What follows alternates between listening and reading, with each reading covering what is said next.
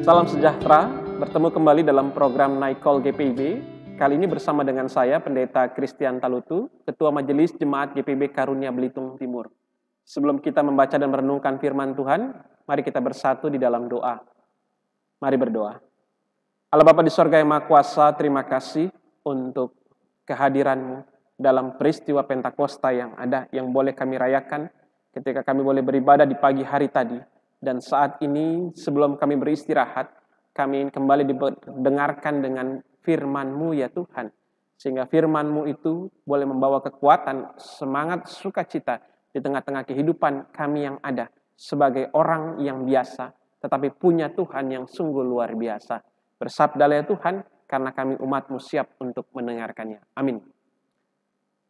Saudara yang Tuhan Yesus kasihi, kita akan membaca firman Tuhan hari ini yang terambil dari Kisah Para Rasul pasal 2, ayatnya yang ke-5 sampai yang ke-6, yang menyatakan, waktu itu di Yerusalem diam orang-orang Yahudi yang saleh dari segala bangsa di bawah kolong langit. Ketika turun bunyi itu, berkerumunlah orang banyak. Mereka bingung karena mereka masing-masing mendengar rasul-rasul itu berkata dalam bahasa mereka sendiri. Demikianlah pembacaan firman Tuhan, terpujilah Kristus, haleluya. Saudara yang Tuhan Yesus kasihi, pernahkah kita menjalani kehidupan dari pagi, siang, dan malam setiap harinya dan kita merasa bahwa seolah-olah hidup kita ini biasa-biasa saja. Dan dalam menjalani kehidupan, tiba-tiba ada satu peristiwa tertentu yang tidak biasa, yang kemudian membuat kita bertanya-tanya, bingung, apa maksud dari semua peristiwa yang terjadi. Ada banyak orang yang kemudian dalam perjalanan menemukan jawaban. Ternyata ini adalah maksud dari semua peristiwa yang terjadi. Tuhan bersama dengan saya. Hari ini pun kita boleh melihat apa yang terjadi ketika peristiwa Pentakosta. Kalau kita tahu bahwa banyak orang sedang berkumpul, khususnya orang-orang Yahudi, dari berbagai macam penjuru yang ada. Setiap tahunnya mereka melakukan hal yang rutin dan biasa. Mereka bekerja selama 7 minggu dan kemudian di hari yang ke-50 mereka merayakan Pentakosta sebagai syukur panen yang ada. Dan ketika mereka sedang berada di satu tempat, dikatakan bahwa ada peristiwa yang tidak biasa, yaitu bunyi seperti tiupan angin keras.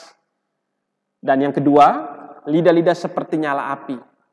Yang kalau kita lihat bersama di ayat yang ke-5, orang-orang yang ada pada saat itu ketika mendengar bunyi seperti tiupan angin keras datang mencari kira-kira sumber daripada bunyi itu sendiri. Kalau kita tahu bahwa kata angin diartikan dengan pneuma yang punya makna juga roh, jiwa, nafas yang ada. Sehingga bisa dipastikan bahwa angin ini bukanlah angin sembarang. Tetapi ini adalah menunjukkan kehadiran Tuhan yang hadir dalam bentuk yang ada. Dan kita lihat ketika mereka sedang merayakan, kali ini situasinya adalah mereka merasakan kehadiran Tuhan dalam kehidupan yang ada. Dan di ayat yang ke-6 disampaikan bersama, kalau kita lihat, mereka bingung karena mereka itu berkata-kata dalam bahasa mereka sendiri. Ketika melihat orang-orang yang ada pada saat itu, khususnya rasul-rasul yang ada, orang Galilea, tetapi kemudian bisa bahasa Partia, Media, Elam, Mesopotamia, Yudea, Kapadokia. Jadi bahasa yang dimaksud adalah bahasa yang bisa dimengerti. Saya orang Ambon, tetapi kemudian pada saat itu bisa berbahasa Cina ataupun bisa berbahasa Manado dalam konteks yang ada. Dan di saat itulah kemudian orang-orang yang melihat dan menyaksikan bagaimana kuasa Tuhan terjadi dan mereka boleh menyaksikan orang biasa bisa menjadi luar biasa kalau memang Tuhan sudah ada dalam kehidupannya. Dan itu pun yang boleh kita refleksikan bersama di malam hari ini. Ketika kita ada dalam segala rutinitas yang boleh kita jalani.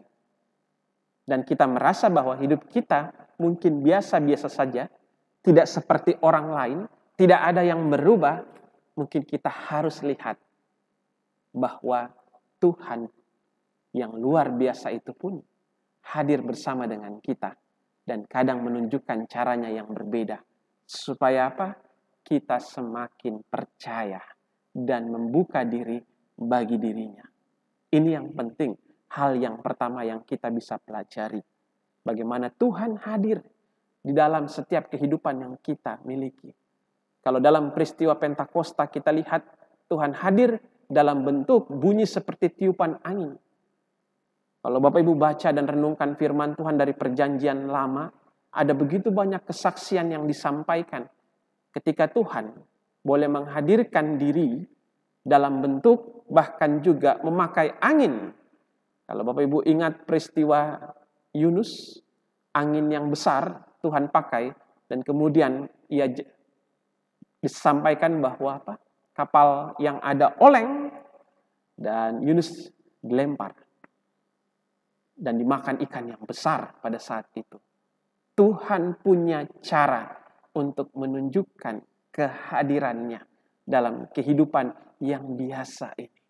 Hal yang kedua adalah, mari kita renungkan bersama. Kalau saat ini kita merasa tidak berarti, kalau saat ini kita merasa tidak berharga, kalau saat ini mungkin kita merasa biasa-biasa saja, ingat, kalau Tuhan yang sudah hadir bersama dengan kita, maka kita yang biasa ini bisa jadi luar biasa dalam kehidupan yang ada. Selamat merayakan hari Pentakosta, kiranya Tuhan dan Roh-Nya yang kudus hadir diam di dalam diri kita, sehingga kita semakin menjadi pribadi yang luar biasa lagi. Amin. Mari kita berdoa. Terima kasih Bapa untuk kebaikan kasih setiamu pada malam hari ini. Biarlah Bapa, kami memohon urapan kasih setiamu. Kami boleh merasakan kehadiran Tuhan dalam hidup ini. Kami tidak hanya datang untuk merayakan penyertaan Tuhan, tapi kami belajar juga Tuhan untuk merasakan bahwa Engkau hadir bersama dengan kami. Engkau hadir bersama dengan pergumulan kami. Engkau hadir bersama dengan pelayanan kami. Engkau hadir bersama dengan persekutuan kami ya Bapa. Sehingga hidup ini kami tidak merasa hampa karena Tuhan ada bersama dengan kami. Terima kasih Bapa untuk semua kebaikan kasih setiamu. Biarlah Bapa kami berdoa, jaga dan lindungi istirahat kami. Berikan kami kekuatan dan kesehatan, sehingga esok pagi kami bangun dengan tubuh yang sehat, dengan kekuatan untuk menatap janji dan penyertaan Tuhan dalam hidup ini. Bagi kami yang sakit, kami mohon Tuhan pulihkan.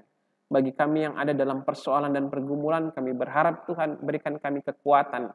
Dan biarlah Bapa, Engkau juga bersama menuntun setiap para janda, duda, yatim, dan piatu. Bahkan orang-orang tua yang saat ini bergumul di tengah-tengah kehidupan yang ada. Mereka yang mulai merasa bahwa hidupnya biasa-biasa saja. Dan mereka yang merasa bahwa seolah tidak ada jalan keluar dari setiap pergumulan yang mereka hadapi. Tuhan yang kuatkan, Tuhan yang meyakinkan, sehingga mereka boleh percaya dan melihat bagaimana mereka punya Allah yang sungguh luar biasa dalam kehidupan ini. Terima kasih Bapa untuk semua kebaikan kasih setiamu. Berkati Majelis Sinode GPIB, berkati juga untuk Departemen Pelkes yang ada. Bahkan doa kami untuk seluruh keberadaan jemaat GPIB, baik yang di kota besar maupun juga di pos Pelkes. Biarlah kehadiran dan nama Tuhan boleh terus ada, mewarnai dalam perjalanan pelayanan yang Tuhan hadirkan. Terima kasih Bapa, bahkan setiap gereja-gereja pos Pelkes yang saat ini sedang bergumul di tengah-tengah proses pembangunan yang ada. Biarlah kami berharap ada banyak tangan yang Tuhan pakai untuk mendukung setiap pekerjaan Tuhan dimanapun. Tuhan boleh menunjukkan kemuliaannya. Terima kasih Bapa untuk kebaikan kasih setiamu. Inilah doa kami ya Tuhan. Dalam kasih dan cintamu kami berdoa dan bersyukur. Amin. Terima kasih, Tuhan Yesus memberkati.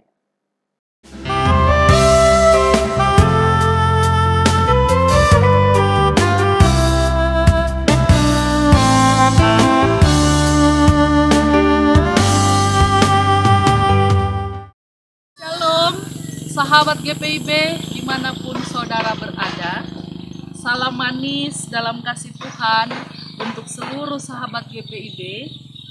Perkenalkan, saya Pendeta Grace Natalia Marpai, Pendeta Jemaat GPIB Bethlehem Malinau, Pos Pelayanan Kesaksian Sumber Kasih Kelampising di Kalimantan Utara.